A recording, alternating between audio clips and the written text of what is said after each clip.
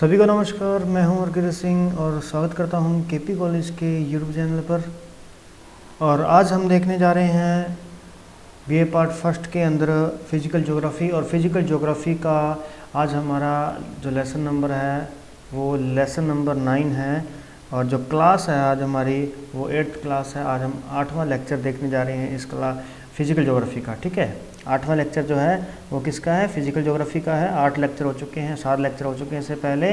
और कौन सा टॉपिक कौन सा है हमारे पास में? तो 9th लेसन है, 9th नंबर लेसन है हमारे पास में ज्वालामुखी का। चलिए देखते हैं, आगे बढ़ते हैं। तो ये हमारे पास में ज्वालामुखी क्रिया को हमने अलग अलग 2 भागों में बांट दिया था, उसके प्रकार और उसकी स्थलाकृतियों के आधार पर। ठीक है, उसके बाद में हमने उसे निर्मित स्थलाकृतियाँ देख ली थी और उसके उद्गार स्वरूप देख लिए थे हमने। उद्गार स्वरूप जो हैं इस प्रकार से उद्गार स्वरूप थे हमारे पास में।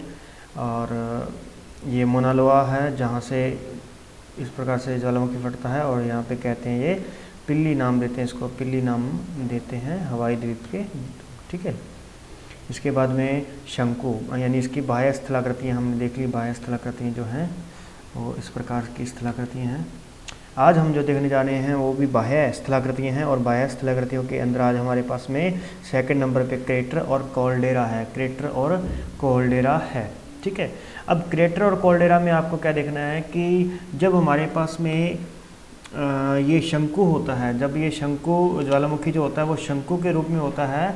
और उसका जब कभी ऊपरी भाग एक ब्लास्ट यानी एक बड़े ब्लास्ट के कारण यहाँ से ऊपरी भाग जो उड़ जाता है, यानी ऊपरी भाग इसका कैसा रहता है? वो कीपनुमा आकार का रहता है ये। ठीक है, और इस कीपनुमा आकार के अंदर जब कभी भी पानी यहाँ पे बढ़ता है तो पानी भरने से यहाँ पे जो झील बनती है वो कौन सी झील बन जाती है? क्रेटर झील बन जाती है। क्रेटर झील। तो क्रेटर झील का जो हमारे पास में सबसे बड़ा उदाहरण है वो है हमारे पास में ओसा झील है। ओसा झील जापान के अंदर है। ओसा झील जो जापान में है ये विश्व की सबसे बड़ी क्रेटर झील है। विश्व की सबसे बड़ी क्रेटर झील होती है। और जब कभी इसी झील का यानी इसी ज्वालामुखी का कोई ज़्यादा मतलब बड़ा विस्फोट होता है, तो बड़ा विस्फोट होने के कारण इसका काफ़ी बड़ा हिस्सा जब उसका उड़ जाता है तो तब वहाँ पे बनता है कॉल्डेरा। ठीक है, कॉल्डेरा जो है क्रेटर का ही बड़ा रूप होता है कॉल्डेरा। तो इसके अंदर ये जो कॉल्डेरा है ये स्पेनिश जो भाषा का शब्द है और जिसका अर्थ होता है कढ़ाई। कढ़ाई की तरह, कढ़ाई जो होती है ना हमारे पास में कढ़ाई, तो उसकी तरह होता है ये। ठीक है, और क्रेटर में जब कभी पुनः उद्गार होता है तो उस कारण या उसके क्रेटर के अपर्दन के कारण, है ना, क्रेटर का अपर्दन हो के वो बड़ी हो जाए, बड़े आकार में बन जाए, तो कॉल्डेरा का निर्माण होता है। ठीक है, जैसे माउंट टोबा जो है ना हमारे पास में, ये टोबा, ठीक है, ये देखो लेक टोबा। ये लेक टोबा जो है ये पूरी की पूरी जो है ये सारी की सारी क्या है? क्रेटर झील है। ठीक है, ये क्या है हमारे पास में? कॉल्डेरा है। ठीक है, क्योंकि ये बहुत बड़ा आकार हो गया इसलिए इसको कॉल्डेरा कह देंगे, और अगर ये आकार छोटा होता तो इसे क्रेटर झील कहा जाता। तो माउंट टोबा जो है ये इंडोनेशिया की, ध्यान रखिएगा, इंडोनेशिया के अंदर है, इंडोनेशिया में स्थित है। और ये विश्व का सबसे बड़ा कॉल्डेरा है। विश्व का सबसे बड़ा कॉल्डेरा जो है ये माउंट टोबा या लेक टोबा को कहा जाता है। ठीक है, तो आगे देखिए, आज हमने जो देखना है वो है हमारे पास में आंतरिक स्थल रूप है। आंतरिक स्थल रूप है जिसमें हमारे पास में batholith, stock, dyke, sill, laccolith, lopolith और फेकोलिथ, इस तरह की आकृतियाँ जो है हमारे पास में बनती हैं। देखिए, इसको सामान्य तौर पर ये आपको समझना है तो हमारे पास में ये ऊपर वाली भूपरपट्टी है और भूपरपट्टी के नीचे जब हम 750 किलोमीटर की गहराई में जाते हैं तो वहाँ पर हमें मिलता है मैग्मा चैम्बर। ठीक है, वहाँ हमें क्या मिलेगा? मैग्मा चैम्बर मिलेगा 750 किलोमीटर की गहराई में, मैग्मा चैम्बर। इस मैग्मा चैम्बर से जब कभी ज्वालामुखी उद्गारित होता है तो वो क्या है? ज्वालामुखी कभी दरारों के बीच में ही, जैसे यानी यहाँ से ज्वालामुखी इस प्रकार से उद्गारित होना था बाहर की ओर। ठीक है, उद्गारित होना था और ये कहीं यहाँ पे दरारें होने के कारण, इन दरारों के कारण, जैसे मान लो ये एक बाल्टी की शेप हो चुकी है ना, एक बाल्टी के अंदर क्या होता है, मान लो अगर सुराख होते हैं तो पानी बाहर की ओर गिरता है, पानी क्या होता है? बाहर की ओर निकलने लगता है। उसी प्रकार यहाँ से भी इस नली से पानी जो मैग्मा है वो क्या होगा? बाहर की ओर निकलेगा। अब वो मैग्मा जब बाहर की ओर निकलता है तो उसके जमने के आकारों को लेकर के हमने उसके अलग अलग भाग किए हैं कि यदि वो गुंबदाकार आकृति में जमेगा, गुंबदाकार आकृति में उसका जमाव होगा बहुत बड़े लेवल पे, ठीक है ना, बहुत ही बड़ा गुंबदाकार होता है बहुत बड़े लेवल का आकार है, उसका जमाव है, तो तब हम उसे कहेंगे बेथोलिथ। ठीक है, बेथो, लिथ का मतलब होता है चट्टान, लिथ का मतलब क्या होता है, चट्टान होता है, लिथ का मतलब चट्टान होता है, और बेथो का मतलब होता है गहराई। ठीक है, गहराई, यानी बहुत गहराई में बनने वाली जो चट्टान है तो उसे बेथोलिथ कहेंगे। और ये जो लिथ शब्द है ये जर्मन भाषा का है, किसका, ये जर्मन भाषा का शब्द है ये वाला। क्लियर, तो ये जान रखिएगा। अच्छा, अब ये क्या होता है कि ये आंतरिक स्थल रूप उसकी क्रस्ट में आंतरिक आग्नेय ग्रेनाइट चट्टानें होती हैं। जो ये जो हमारे पास में आंतरिक आकृतियाँ बन रही है ना, ये आंतरिक ग्रेनाइट चट्टानें होती हैं, ग्रेनाइट। अब ग्रेनाइट चट्टानें किससे बनती हैं, एसिड मैग्मा से बनती हैं, एसिड मैग्मा से, है ना, यानी ये एसिड मैग्मा से निर्मित होगा। तो ग्रेनाइट, आग्नेय ग्रेनाइट चट्टानें होती हैं। ये आग्नेय चट्टानें कौन सी, जो ज्वालामुखी से बनेंगी, और ग्रेनाइट कौन सी, जो अम्लीय मैग्मा से बनेंगी, और बेसाल्ट चट्टानें कौन सी, जो हमारे पास में बेसिक मैग्मा से बनेंगी, क्षारीय मैग्मा से बनती हैं। क्लियर, तो जब कभी सर्वाधिक गहराई के अंदर बहुत बड़े आकार में गुंबदाकार स्थल रूप निर्मित होता है तो उसे हम बेथोलिथ कहते हैं। और ये बेथोलिथ का जो सबसे बड़ा उदाहरण है वो हमें मिलेगा इदोह बेथोलिथ। इदोह बेथोलिथ जो है वो यूएसए के अंदर है, यूएसए में इदोह बेथोलिथ है, तो वो विश्व का सबसे बड़ा बेथोलिथ, यानी उसका उदाहरण अपने को देखने को मिल सकता है। तो इसके बाद हम देखते हैं आगे स्टॉक। स्टॉक के अंदर क्या होता है, जब यही गुंबद, ये सेम गुंबद ये गहराई में ना बन करके, यानी थोड़ी कम गहराई में बन जाए, है ना, यानी कि उथले क्षेत्र में बन जाती है, उथले क्षेत्र में बन जाती है, तब हम इसे स्टॉक कहते हैं। तब हम इसे क्या कहते हैं, स्टॉक कहते हैं। ये ध्यान रखिएगा, यहाँ पर हम इसे क्या कहेंगे, स्टॉक कहेंगे, स्टॉक।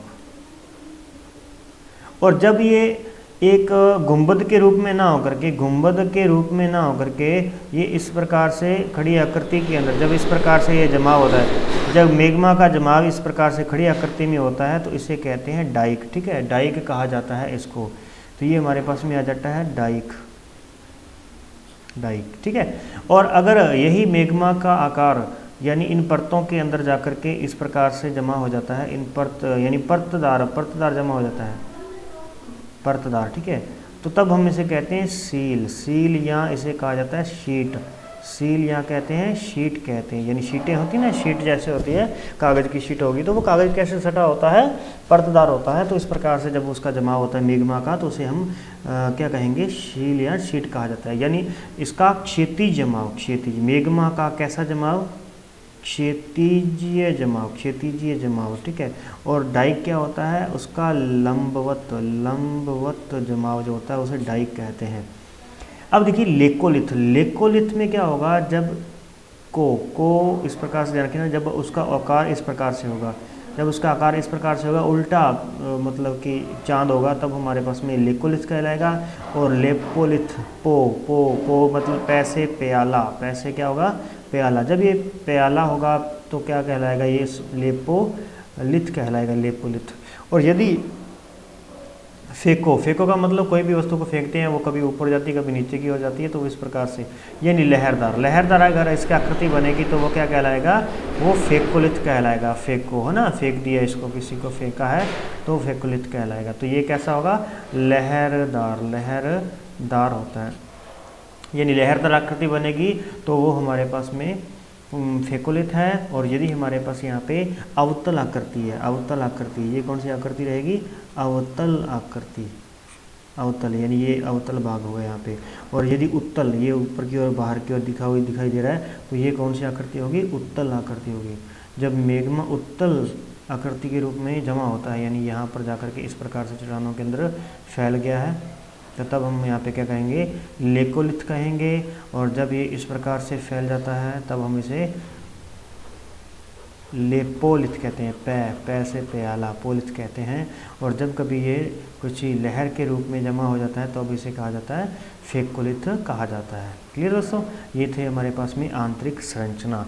तो यहाँ तक हमारे पास में ज्वालामुखी था इस प्रकार से। अब हम देखते हैं लास्ट में इसकी कुछ अन्य क्रियाएं, मिलती जुलती क्रियाएं जो होती हैं ज्वालामुखी के जैसे ही, तो वो क्या होती हैं, तो उसमें हमें मिलेगा गीजर मिलेगा, गर्म जलकुंड मिलेगा और धुआरे मिलेगा, ठीक है। और इन्हीं धुआरों का ही हमारे पास में जो आगे वाले टाइप हैं वो ये रहेंगे, ठीक है। ये हमारे पास में 1 नंबर गीजर रहेगा, दूसरा हमारे पास में गर्म जलकुंड है, तीसरा धुआरे है, और तीसरे का ही हमारे पास में ए पार्ट है, ये बी पार्ट है और ये सी पार्ट है, यानी उसके सब पार्ट हमारे पास में ये होते हैं। अच्छा, सबसे पहले देखिए गीजर। गीजर में आपको एक ही बात ध्यान रखनी है, जब कभी भी भूगर्भिक जल किसके संपर्क में आता है, भूगर्भिक तरंगों के संपर्क में आता है। ये देखो भूगर्भिक तरंगें जो होती हैं, संवहनीय तरंगें जो होती हैं, संवहनीय क्रिया द्वारा, यहाँ मैग्मा चैम्बर है नीचे और यहाँ से संवहनीय तरंगें निकलती हैं, तो वो संवहनीय तरंगें इसको क्या करती हैं, भूगर्भिक जल को गर्म करती हैं। तो जब गर्म करती हैं तो वो वहाँ से यहाँ से एकदम, यानी कि जैसे ही गर्म होता है तो उबलने लगता है तो वो यहाँ से बाहर निकलता है। जैसे ही बाहर निकलता है तो ये एक गीजर का रूप लेता है इस प्रकार से। देखिए ये हमारे पास में ओल्ड फेथफुल हमारे पास में फेथफुल क्या है, गीजर है, ओल्ड फेथफुल गीजर, ठीक है, गीजर है, ओल्ड फेथफुल गीजर है। ये येलोस्टोन नेशनल पार्क में स्थित है, येलोस्टोन नेशनल पार्क में स्थित है। ये येलोस्टोन नेशनल पार्क की ये हमारे पास में एक क्रेटर झील है येलोस्टोन की, यूएसए के अंदर है ये येलोस्टोन नेशनल पार्क, ठीक है। येलोस्टोन नेशनल पार्क कहाँ पे है, यूएसए के अंदर है, और इस येलोस्टोन नेशनल पार्क के अंदर ओल्ड फेथफुल गीजर स्थित है, ठीक है। तो गीजर में क्या होगा, भूगर्भिक जल संपर्क में आएगा भूगर्भिक ऊर्जा के, और जब भूमिगत सतही जल, जब हमारे पास में सतही जल भूगर्भिक तरंगों के संपर्क में आता है, देखिए यहाँ पे भूगर्भिक तरंगे हैं, ये भूगर्भिक तरंगे चल रही हैं यहाँ पे, तो ये सतही जल है, सतह के ऊपर जल है, तो जब ये इसके संपर्क में आता है तो ये जल जो है वो गर्म होने लग जाता है। तो जब ये जल गर्म होता है तो अब हम अगर इसमें नहाते हैं, स्नान करते हैं, तो इसमें गर्म जल होगा, यानी ज़्यादा इतना गर्म भी नहीं होगा कि हम उसमें नहीं जा सकते, तो इसे हॉट स्प्रिंग कहा जाता है, हॉट स्प्रिंग, ये गर्म जल कुंड होते हैं। तो गर्म जल कुंड की अगर हम बात करते हैं तो गर्म जल कुंड के हमारे भारत के अंदर भी 2 उदाहरण मिलते हैं। एक तो हमारे पास में मिलता है सीता कुंड है हरियाणा के अंदर, सीता कुंड हरियाणा में है, एक तो ये आपको ध्यान रखना हरियाणा के अंदर, और दूसरा हमारे पास में है राजकुंड जो है बिहार के अंदर। राजकुंड कहाँ पे है, बिहार के अंदर राजकुंड है, बिहार, ठीक है।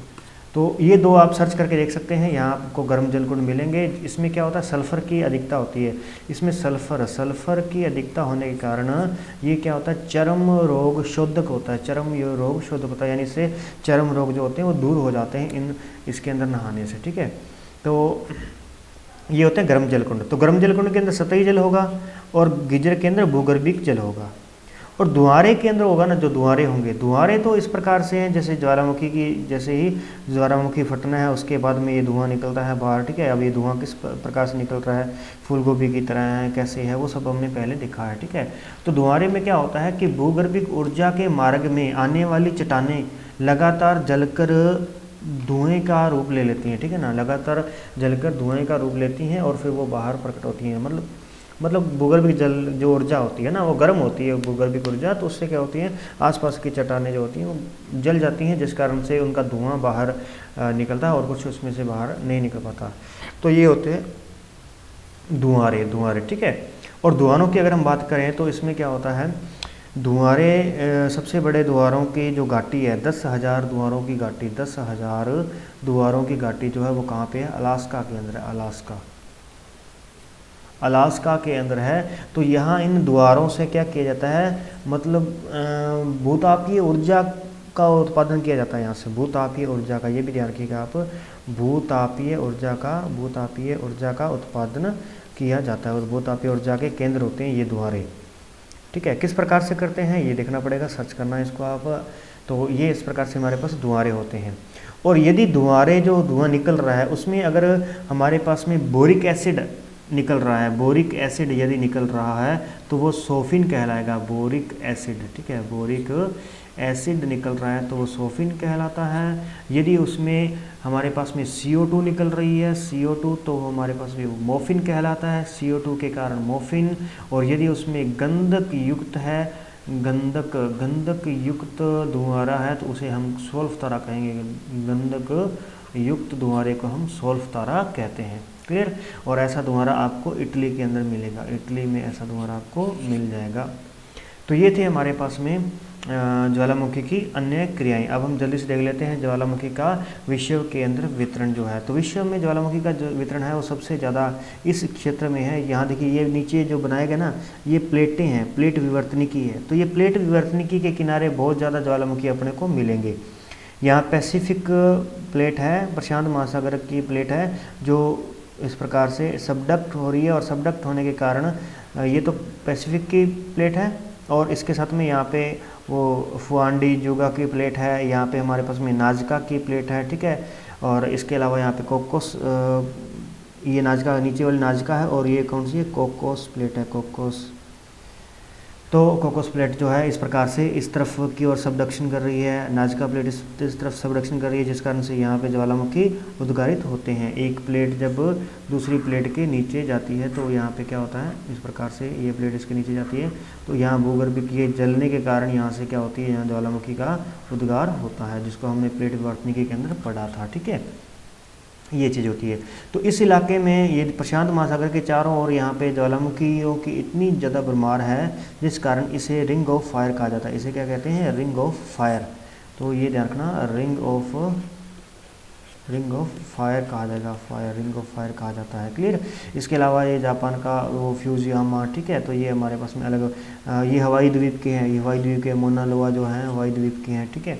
और ये हमारे पास में वेस्ट इंडीज़ जो है पिल्ली यहाँ पे पिल्ली ज्वालामुखी है, जो पिलियन तुल्य, इसी के तुल्य जो बताए जाते हैं ना, पिलियन तुल्य बताए जाते हैं, जिसमें क्या होता है कि वो अपने उद्गार स्थल को ही नष्ट कर देता है। तो ये होता है, इसका जो उद्गार हुआ था वो 1883 के अंदर हुआ था ना। और इसके अलावा यहाँ पे हमारे पास में क्राकाटोआ है, यहाँ पे क्राकाटोआ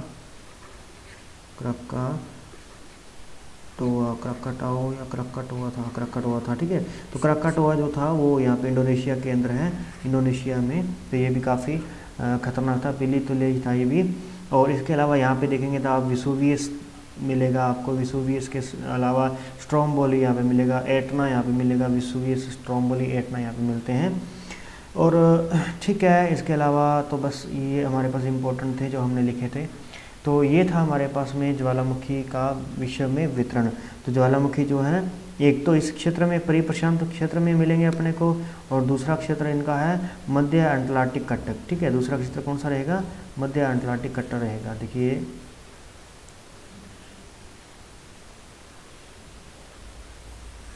ज़्यादा कचरा हो गया इसलिए कर देते साहब इसको। अच्छा, अब आपको दूसरा क्षेत्र जो इसका बनेगा वो कौन सा बनेगा, मध्य अटलांटिक कट्टा बनेगा। तो आप ये देख सकते हैं, ये जो यहाँ पर यूरेशियन प्लेट है, इस यूरेशियन प्लेट से ये अमेरिकन प्लेट क्या हो रही है, अलग हो रही है। ये अमेरिकन प्लेट इस तरफ आ रही है, ये नाजका प्लेट इस तरफ आ रही है। तो ये प्लेट जब दूर हो रही है यहाँ से, तो एक प्लेट उस तरफ जा रही है, एक प्लेट इस तरफ आ रही है।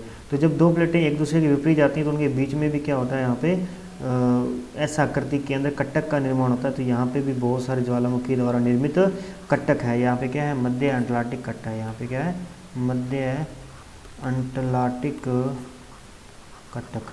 अटलांटिक कटक यहाँ पे स्थित है। तो एक ये वाला क्षेत्र बहुत अधिक ज्वालामुखी वाला क्षेत्र है, मध्य अटलांटिक कटक। दूसरा है परिप्रशांत पेटी जिसे रिंग ऑफ फायर कहा जाता है। तीसरा क्षेत्र आता है मध्य महाद्वीपीय क्षेत्र। ये मध्य महाद्वीपीय क्षेत्र, ये वाला इलाका। लेकिन यहाँ पर आपने क्या ध्यान रखना है कि ये देखो, ये इंडियन प्लेट जो है ऊपर की ओर सबडक्ट कर रही है, और ये प्लेट जो है इस तरफ सबडक्ट कर रही है। यहाँ पे अफ्रीकन प्लेट यूरेशियन प्लेट के साथ में सबडक्ट हो रही है, यानी क्षेपण हो रहा है, उसके नीचे जा रही है। तो नीचे जाने के कारण यहाँ पे क्या होता है, यहाँ पे ज्वालामुखी का उद्गार होता है। लेकिन भारत में यहाँ पे ज्वालामुखी का उद्गार नहीं होता। यहाँ पे जो हिमालय पर्वतमाला है, यहाँ भारत में ज्वालामुखी का उद्गार नहीं होता। यहाँ पे केवल भूकंप आते हैं इस सबडक्ट के वजह से, ठीक है। इस क्षेपण की वजह से ये प्लेटें एक दूसरे की तरफ आ रही हैं, तो जिस कारण से यहाँ पे बीच में क्या होता है, भूकंप की स्थिति होती है, जबकि ज्वालामुखी नहीं होते। ज्वालामुखी भारत में केवल जो हमें मिलेंगे वो अंडमान निकोबार पर मिलेंगे। वो भी एक हमारे पास में सुषुप्त ज्वालामुखी है और एक हमारे पास में सक्रिय ज्वालामुखी है जिसका नाम बेरन है। ठीक है, तो ये दूसरा जो है हमारे पास में यहाँ पे इस इलाके में। अब यहाँ पे क्यों है, ये जो अंडमान निकोबार बने हैं ये भी किस कारण से बने हैं, तो ये प्लेट ऊपर की ओर जा रही है, ये प्लेट नीचे की ओर है। तो जब ये प्लेट नीचे, ये प्लेट उसके नीचे की ओर धंस रही है, नीचे की ओर ना, ये इंडियन प्लेट जो है, तो ये इंडियन प्लेट उसके नीचे धंस रही है, जिस कारण से इंडो ऑस्ट्रेलियन प्लेट है ये, जिस कारण से यहाँ पे क्या हो रहा है, यहाँ पे ज्वालामुखियों का उद्गार होता है। ये ज्वालामुखी का उद्गार इसी कारण यहाँ पे होता है। ये ज्वालामुखी जो बनते हैं ये इसी कारण से यहाँ पे बनते हैं। क्लियर। और ये इस तरफ से प्रशांत है, इस तरफ से ये हमारे पास ये वाला है, तो यहाँ पे भी इस प्रकार से ही बनते हैं। और ये इनके बनने का कारण क्या है, इनके बनने का ये कारण है कि एक प्लेट इस तरफ जा रही है, एक प्लेट इस तरफ जा रही है, तो यहाँ पे भी इस बनने का यही कारण है। ठीक है, और ये हमारे पास में थी 3 इसके वितरण मिलते हैं। एक तो मध्य अटलांटिक कटक, दूसरा है मध्य महाद्वीपीय पेटी, तीसरा है परिप्रशांत पेटी। यहाँ पे आपको भूकंप भी इन्हीं क्षेत्रों में मिलेंगे और ज्वालामुखी भी इन्हीं क्षेत्रों में ही मिलेंगे। तो ये थी आज की हमारी क्लास। इसमें आप पढ़ चुके हैं ज्वालामुखी क्रिया, ज्वालामुखी के बारे में। और यदि आपको इसका नोट्स चाहिए तो जल्दी से फटाफट ज्वाइन कर लीजिए। HK सर 2284 पे सर्च कीजिए, और किस पे सर्च करना है, टेलीग्राम चैनल सर्च कीजिए। ठीक है, HK सर 2284। ठीक है दोस्तों, धन्यवाद। मिलते हैं नेक्स्ट क्लास के अंदर, और करते रहिए अपनी तैयारी।